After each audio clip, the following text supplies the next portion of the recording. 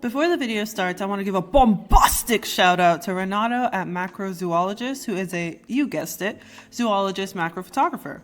Thank you so much for collaborating with me and being just as excited as I am to see this OWLFLY come to life. So check out his page for some insane macro photography shots assisted by descriptions of cool personal adventures and facts about the subjects of the photos. You might even see a hint at what I'm going to make next on his page. And while you're at it, don't be a square. Follow me too, so you can see everything I've done so far and everything that's yet to come. So when it came down to it, I asked Renato what is his #1 favorite bug, and he gave me 3 very lovely, very yellow options, all of which were great contenders. When I saw the OWLFLY, I knew that this was a perfect time to delve into something crazy: transparent wings. By the way, don't forget to fortify your bug body with a wire. As you all know, my specialty isn't making bugs, it's trial and error. But you can't try new things without a little trial and error. Yeah. So now we've made the body of this little guy fully loaded with an abdomen thorax head combo, and it's time to make its eyes. Using my regular method of sawing a log in half to ensure something close to equal parts, we're going to make the eyes huge. That might possibly be where it gets the name OWLFLY, because their eyes are huge like an owl. The other neat thing about this bug is that his eyes are bipartite eyes, which means they have a seam cutting them in half that gives them superpowers. To completely read off from Alefroco, the dorsofrontal region that is UV sensitive and a ventrolateral region with high sensitivity to blue-green wavelengths. This highly specialized eye morphology allows them to have heightened contrast perception of small flying insect prey while retaining high spatial resolution in both clear and cloudy sky conditions. But once we've effectively sliced these eyes in half, I'm done with the eyes. As you could already guess, I started over from the beginning. I completely demolished what I already did. Simply because if you've already been following me, you know that sometimes I forget about the reference photo entirely. And then when I'm finished and I pull up the reference photo, I'm like, oh, this doesn't match the vision. So I had to take the L and start over, but it's okay. Now that we've made these eyes canon, I'm going to add some notches to the abdomen and a lowercase x to the thorax, which I believe is there to correlate with the wings somehow. From there, we're going to bust out our 32 gauge wire and the good old work iPad to help us map out these antennae. So boom, we have our first failed attempt at making the wings transparent. I really wanted this to be a redemption arc for the Sculpey translucent, aka transparent. Like maybe this would be a 3rd time's the charm type deal, because you know I rock with Sculpey mad heavy. I've been using Sculpey Premo from the very beginning, so as you'll see, I tried multiple times to make this work. The one plus of Sculpey transparent translucent is that it took the wire really well. It warped slightly, but didn't break, which is impressive because I made these wings pretty thin, as you can imagine.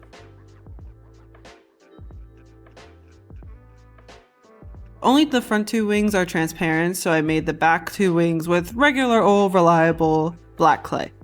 I cut out my paper templates and used them to trace out the clay and cut the pieces out.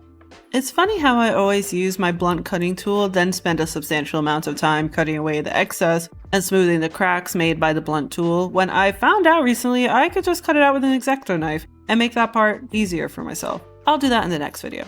And now, for the fruits of our labor, we have amber looking things. Ironically, this will be the most evenly transparent result I will ever get. I tried again with smaller pieces that either came out burnt or cloudy or not transparent at all, so I went back to the drawing board. I printed out an image of the OWLFLY and used it as a template to make new antenna because mine weren't even close to being biblically accurate. Then I recycled the wire out of the old wings and butchered the template by cutting out the wings to make a completely new set of wings. Why did I do this? Because kick rocks, that's why. Nah, I'm just kidding. It's because the wings I made didn't fit together properly, and that's because I cannot freehand draw these wings for some reason. They're too curvy, and I don't have enough XP to figure out those slopes, I guess. At least we can give that work iPad a well-deserved break. I put the transparent front wings out of my mind for the moment and jumped back over to the back wings, which I am now making out of white clay. How I ever thought yellow was going to show on black clay is beyond me, but we locked in at the right moment. When adding wire, go very slowly and hold your breath for good measure.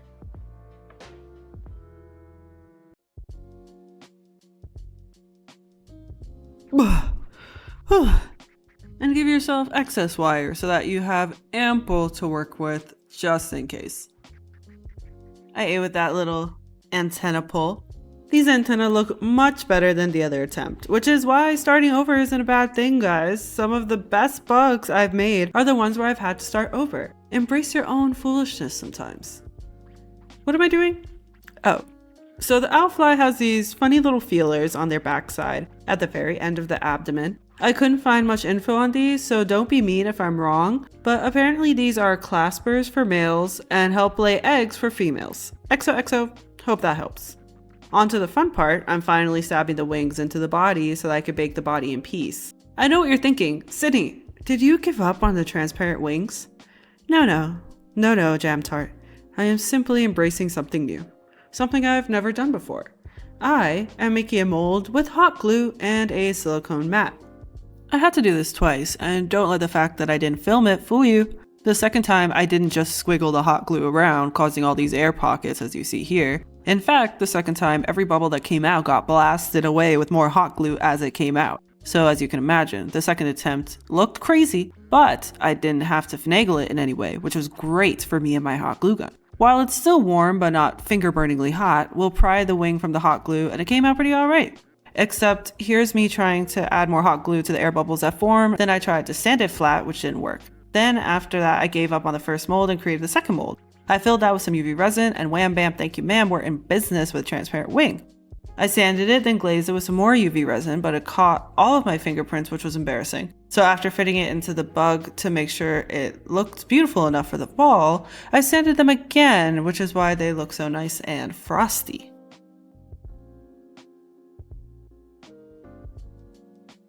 I don't want any bit of the wire exposed. I don't want the wings to be able to turn or move at all. So what you see me doing here is making the wing sockets. Real OWLFLYs have these, you know. As with everything I do, this took a few passes to get just right, especially since the clay really wanted to stick to the wings instead of stick to the body. But with a rose and a gentle touch, I got those suckers right off and set it to bake once again. A nice unforeseen advantage of using a straight up photo as a template is that I can deadass just trace the design, which saved me a lot of time on the whole symmetry front. Then we can bust out the paint. Yippee! Now we get to paint with the rays of the sun. For the back wings, we cover the entire thing with a base of yellow paint, but as you can see in the back there, we only paint the edges for the forewings. Mother Nature did me a solid with this design because she made just enough of the forewings opaque so that they'd cover up those pesky wires. Just for this project, I whittled down one of my paintbrushes so that I could make the lines thin enough for the pattern on this wing. The nice thing about a transparent wing is that I only have to make all of these lines one time since it'll show through to the other side. Whereas on the back wings, I will have to paint the design on both sides of the wings. Hope that makes sense.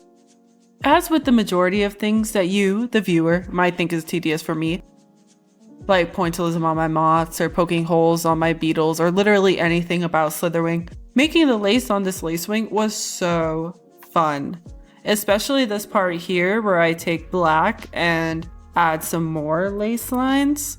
It's just, it was so fun. It was so cool. I'm going to make even more bugs with transparent wings in the future. This has just opened up a whole new realm for us on the EntoClay channel. So stay tuned for that. So now what we're going to do is, since we finished laying out all of the yellow parts of the wings, we're going to move on to filling out those black shapes. So for the black shapes on the transparent forewings, we're going to add these curves as you see me doing here, because they kind of lead into the lines of the lace wings. I don't know why they're there, but Mother Nature wanted to freestyle. She wanted to add some razzle dazzle, and I'm here for it. I'm going to be working on these front wings for a hot minute, so let me tell you about how OWLFLY might be a fangirl, right? So I found in my research that the OWLFLY gets compared to the Dragonfly quite a bit because at a glance, they both kind of look alike, according to some people. They both have two sets of wings, they both have slender bodies, they both have big, freaky eyes, they're both fastish. And you know what? I don't even blame the OWLFLY for trying to be like the Dragonfly, because who wouldn't? Why would it want to be like the literal apex predator of the bug world? But they can't, because dragonflies are the Chads of the bug world. They're the Regina George of the bug world. They're the Beyonce of the bug world. They move faster, see better, bite harder, are more successful. When it comes to antenna though, the OWLFLY got it. Ew. The Dragonfly, wrap it up in that department. No tea, no shade. I'm not putting two bad bitches against each other. Okay, next up, last big thing that we gotta do is put the design on the back wing. And as I mentioned earlier in the video, I had to do this not twice, but 4 times, because I had to do it on the front side of both of these wings and also on the back side of both of these wings. But it's fine, I really don't mind because it's such a small bug. As you guys know, if you've been following me for a while, I never do the back of the bug. Like, if you remember my swallowtail video, I deadass just put all pink on one wing, all purple on the other wing, and called it a day. But yeah, that's because those bugs are huge. This one is little, so it's fine. And also, is it just me, or does it kind of look like a man with a pointy nose? Do you see that? And the yellow circle is the eye? Let me know in the comments if you see what I'm saying. If your third eye is open enough to see what I'm saying, of course. Okay guys, so now we're in the crunch time. We've reached a point in the video where I am just finishing up these last details, one of which are these really precious leaves that you see me painting on the forewings. And then I will just paint the sides where the 2 men connect, where their noses might touch, and they might meet up for lunch or coffee later. And then I will just set that aside to dry. It would be such a rookie mistake of yours if you really thought I was going to do a single video without some sort of pointillism. Come on now. From there, I'm just touching up the bug a little bit with some black paint, including painting the wires of the antennas black, as you can see. After that, I bust out my Dragonfly Glaze. If I remember correctly, I used blue, green, gold color shift, and I just put some on the eyes to give them some life. Alright guys, now I'm glazing it, so you know what that means. The video is essentially over. I want to say thank you so much for watching. Thank you for getting me to 15,000 views on the Atlas Moth video. That is so sick. It would be even sicker if maybe, I don't know, we got to like 20,000 views or something. But anyways, for real, thank you so much for watching. Please like and comment. And subscribe if you aren't subscribed already. I appreciate you guys so much. See you for the next one. Bye.